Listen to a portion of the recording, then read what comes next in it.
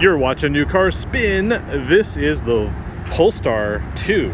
So it is a Volvo XC40 base sedan, over 400 horsepower, all-wheel drive EV. And I'm at Volvo of Austin because this is where the Polestar dealer is. There might be one in Dallas soon. There's only 7 right now. Austin, Boston, LA, they're all over, like 7 of them, 3 in California, something like that. So basically, if you want one in Texas, you have to come here. Actually, not true. No. Because you can't just go to a Polestar dealer. You must go online. And then you have to place a order and then a deposit. And then they basically match your car up to your order. And then they can deliver it to your house, or you can come here and pick one up. This actually is a car that I'm borrowing for a few minutes, so it's not my car. It stickers at 67,400. It has metallic paint. I already forgot the name of it. I think it's like magnesium or something. There you go. It's magnesium. And the interior color is slate. So let's take a drive in the Polestar 2. And I'm not going to talk about range or anything because I'm not quite sure how the range works in an EV, especially the way I drive. But power tailgate, fold down rear seats. The seats, by the way, are made of recycled plastic bottles or something like that. So it feels a lot like an S60 that I used to own. And actually, if you are like me and you had an S60 T8 Polestar tune, it's the same price as this car. And this car is basically newer because it's got the newer designs, part of which you'll see right here in the mirror. The whole mirror moves, not just a mirror inside the housing, but this whole housing pivots. And I'll show you that when I get inside. But that's just the kind of like thought and logic that they've put into this car. If you think about it, the way they've blacked out the A-pillar and they've got this roof that kind of arcs over, it reminds me of that last version of the Saab wagon or the Saab sedan when Saab went bankrupt. That cool look. This is kind of, which is also Swedish, by the way. Interesting. Anyway, interior, you can see a lot of use of fabric. Yes, there's some hard plastic, but that feels like really smoothed out. Memory seats. When you get in, the car is already on. And that's because there is no power button to turn it on off. There's no engine. This, by the way, is the key. Look at that. How cool is that? Take a shot of that. Okay. Now, you'll see on the screen here, it is a full-size touchscreen, typical of Volvos. And we have one pedal drive, so I'm going to configure it to off. Creep, we're going to turn on. And then this is not creeper mode. This is basically when you take your foot off the brake, does the car move forward like a traditional automatic car would with a gas engine, or do you have it off? So when you take your foot off the brake, does the car move at all? Then we have light, standard, firm. So we're going to keep the steering feel in standard. If we go back here, we have our quadrant basically of all the stuff. So this is an Android-based system. And then climate control is a good question. I don't know where the climate control is. Let's see. How do I get to that? Here. There we go. So then we have our heated seats, heated steering wheel, and then our temperature control here. So it's on auto. So I don't think there's any dual zone in here. But the funny thing is, what you might not know is that the HVAC system is what consumes most of the power in an EV. So ideally, you'd want this set to low usage settings so that you can get more range. But in this case, it says at 90% charge, we have a 210-mile range, and very familiar looking steering wheel and everything. And control stalks, it's all very Volvo-y, which obviously they own Polestar. So let me get my gold seatbelt on, which is a trademark of Polestar. And you'll see cup holders, very interesting. And then there we go, that slides forward.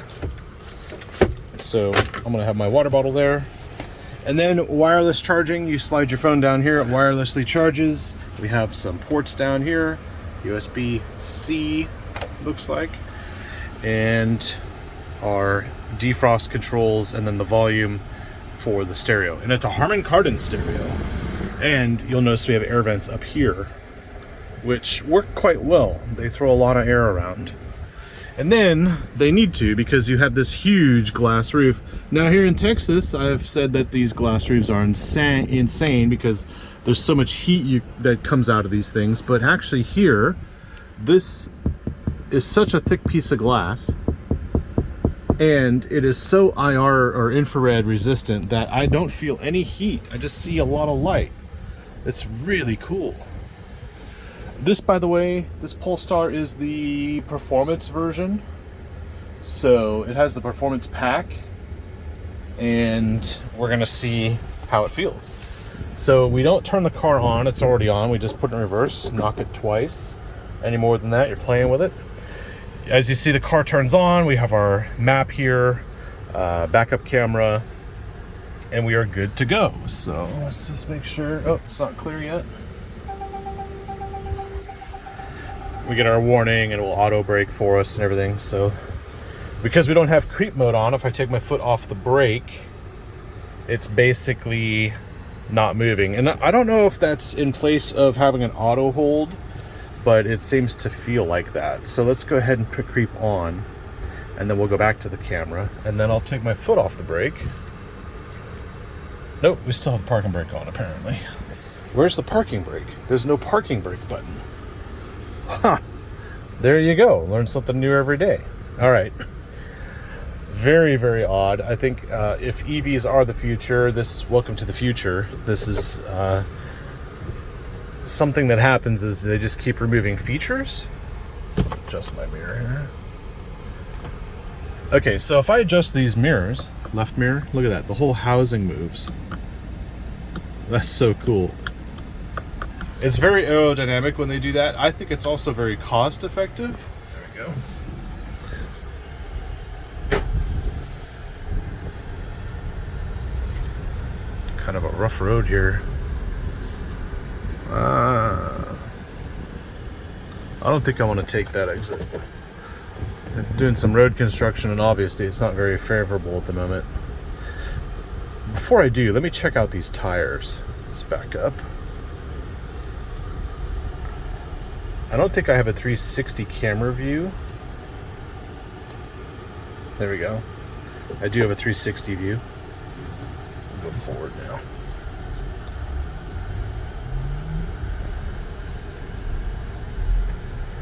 Now I've heard that this car is very punchy because of the power it puts out, and I believe it. Obviously, without a transmission, there's no delay. You just put your foot down and the power is direct to the wheels. You don't have to wait for any kind of shifting to occur. Now let's check out the wheels real quick. Put this thing in park. Take my seatbelt off. And the car shuts off. Done. There's no power button to turn it off, so it is what it is. Sport Contact 6 Continentals. Treadwear 240. So this is obviously part of the performance pack.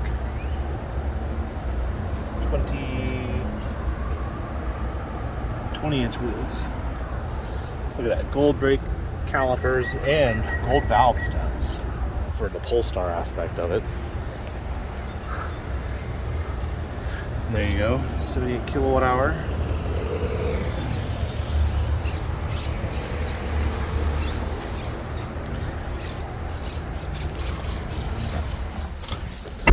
Okay, so we get back in. There's no power button, which is odd. The air is already blowing. Funky. Put it in drive. Car turns on. Good to go.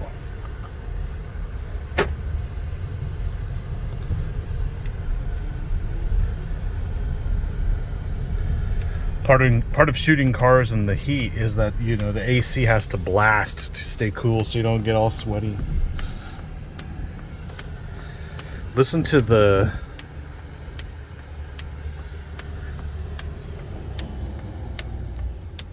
turn signal indicator.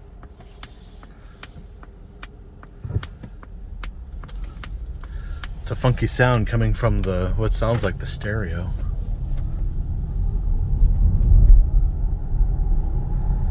Very linear, very smooth acceleration. It's electric-like because it is, but in essence, you're getting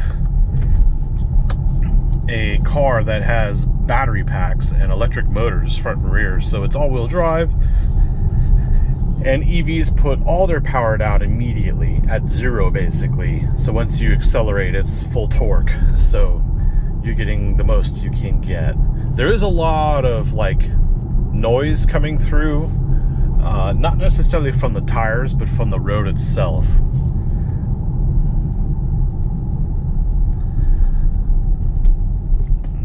Scooters are not exactly a safe way to get around town, but you know, there you go.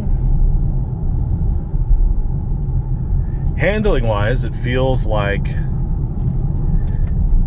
I'd say it does feel like an X40 more than an S60, even though it is the same size inside as far as it feels sedan wise to the S60. So it's like an S60 on an X40 platform. And now, obviously, if you haven't seen my video on the X40, I did drive the X40 EV. So that's 402 horsepower. And that was a lot of fun here in Austin when I drove it, because you can accelerate and go through traffic really quickly. You don't have to wait for anything to downshift. It's just acceleration. So let's see what else here. Power windows up and down. What else does this Polestar 2 have? It has SOS and Connect, so it's got the obviously the features for getting around safety issues, like you have your what is it called? How come I can't think today? Your accident and vehicle theft tracking and stuff like that. These air vents are pretty funky. You turn them on or off, and then they can slide. They look weird, but they're decent. And that's about it. I mean, there's not much flair to it. It's very, very, very pulled back, very tuned to simplicity. It's very simple. Let's adjust my steering wheel a little bit. Okay. Let these people go.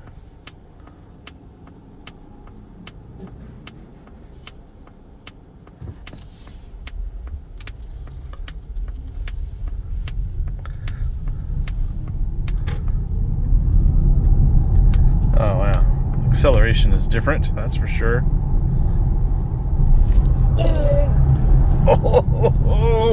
Oh yeah, okay.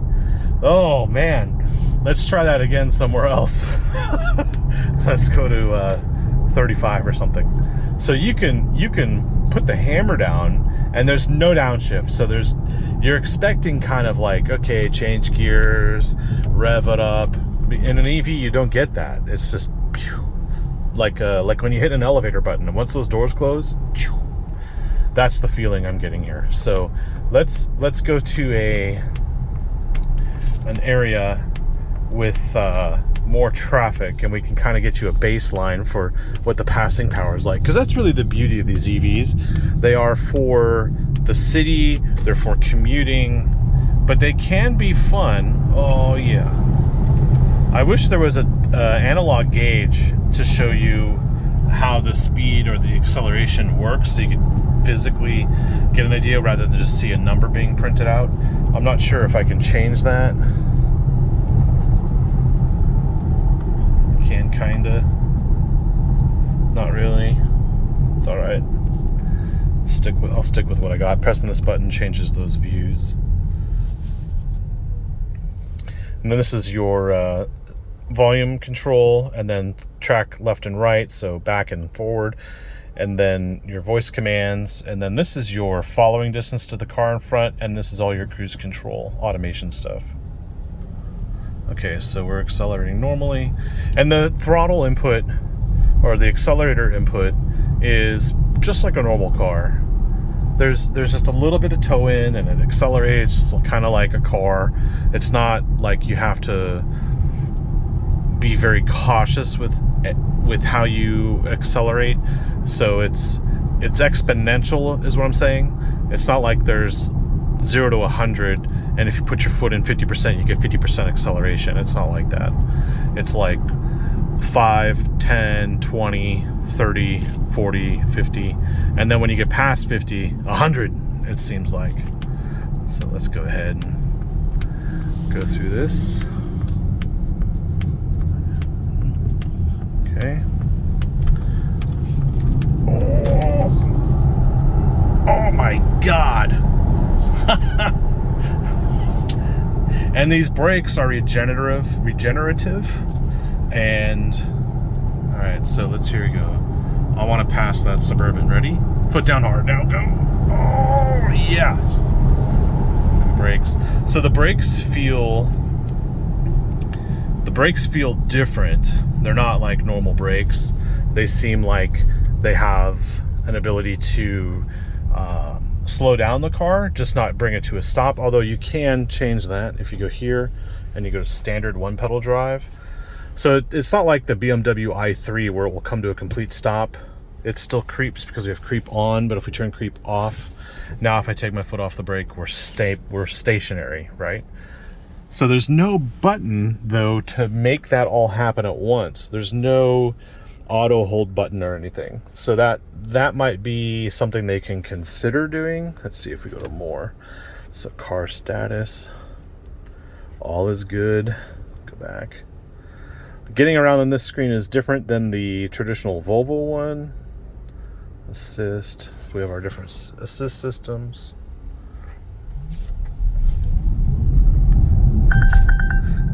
Yep, we have our collision warning and everything.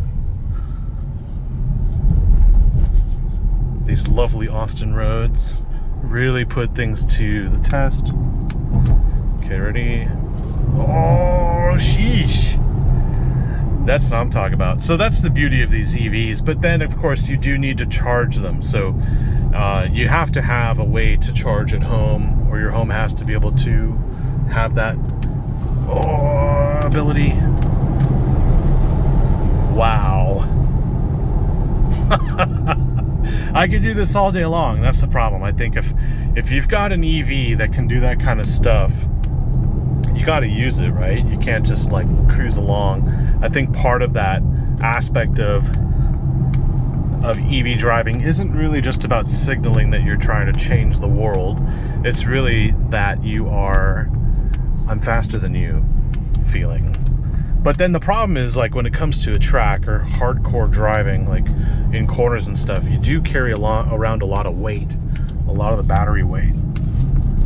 But because we have all-wheel drive, it just seems to accelerate like nobody's business. And the weird thing is you don't hear it, right? So you're pushing a car to the limit all the time, or at least I am here, and it's a very exhilarating feeling. You feel like there's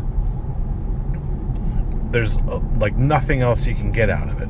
But there's no sport mode. You'll notice, like, I don't have any kind of button. There's no drive mode change. There's nothing going on.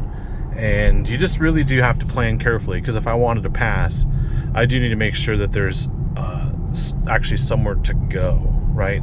So if I want to change lanes and get around this guy in the city, you would have no problem doing that.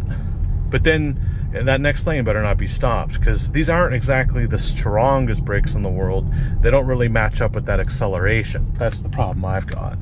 So let's move on in here. And they gave us plenty of room there. I like to signal. I use my signal all the time. It's a good thing to do. All right, what is P1 here? Profile 1. So that means we've got different profiles with different settings, air conditioning, locking, lighting, and stuff. P1 is also a Polestar model. This is the Polestar 2 model. So got our camera. So that's really it. I mean, there's no like real setting thing unless you go to the gear icon, and then you've got Bluetooth, display settings, privacy and data sharing, Google.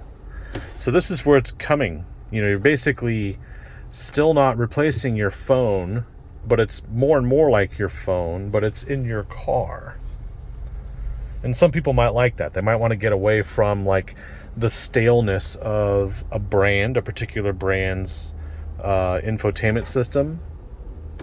Obviously Bluetooth, we can see everyone's phones, network, yeah, blah blah blah. So there's not much to the car setting itself. And the one pedal drive actually does make sense now that I think about it.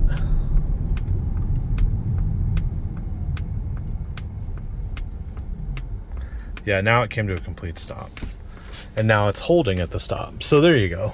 It has the ability to do that. It's just, you have to kind of get away from your traditional thinking and start adapting yourself to the way the system is set up. And then we have our wood trim. It's a dark wood trim, kind of, I don't know, weird textures on here. Different fabrics around here. I don't know what that button is. It's not really a button. It's just a feature, just a design feature there. So, not a lockable glove box. And I don't know if you can get leather, but I think part of the whole spiel, the environment and all that stuff is it wouldn't be leather, but I've seen it in the Polestar 1. So I'll show you the Polestar 1 too. Polestar 1 also, how about that, when we come back, because they have a Polestar 1 there. I can't drive it. Nobody can drive the Polestar 1. The Polestar 1 is available and it is for sale, but only if you're buying it. You can't drive it. No one, not even employees can drive it. It is not meant to be driven. This, by the way, is what Austin looks like. Believe it or not, this has been cleaned up. So, gotta go figure on that one. Trying to tell you what else. Figure out what else I can tell you about this thing, acceleration wise.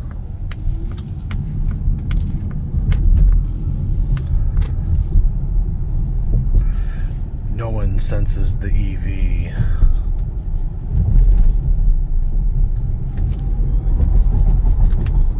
Nice. There's an S60 right there, so it's pretty much similar to what this car is.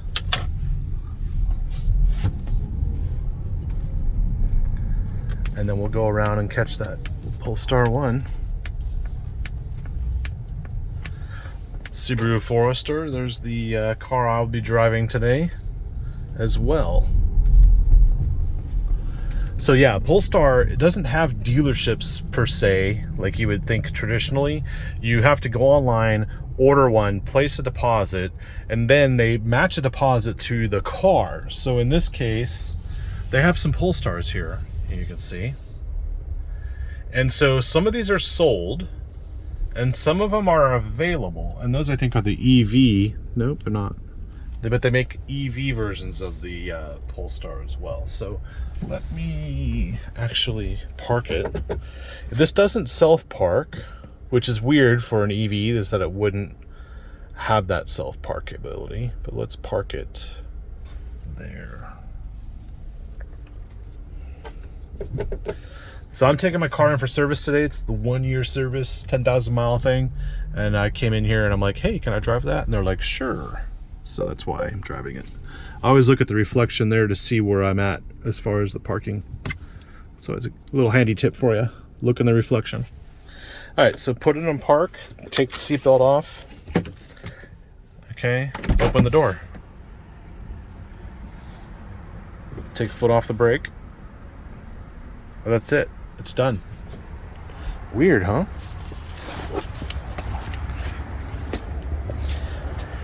You can lock it with the key, or that's the sound it makes, and the mirrors fold in slowly, apparently. So there you go, more Polestars over there. I don't know, what do you think about the whole black bumper down below? The body cladding black here on the... It's kind of like a cross-country setup, like an S60 cross-country, which we don't get in the US.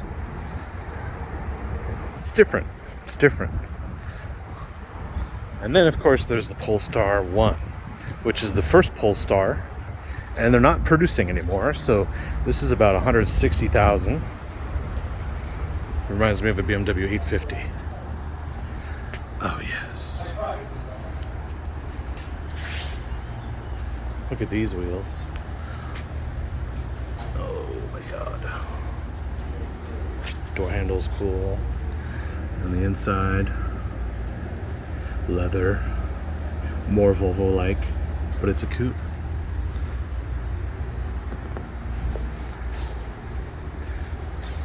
Look at that too. The stock number is P001.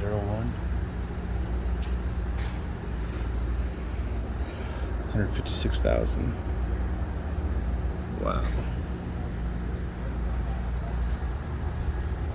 There's the logo. This thing is just awesome.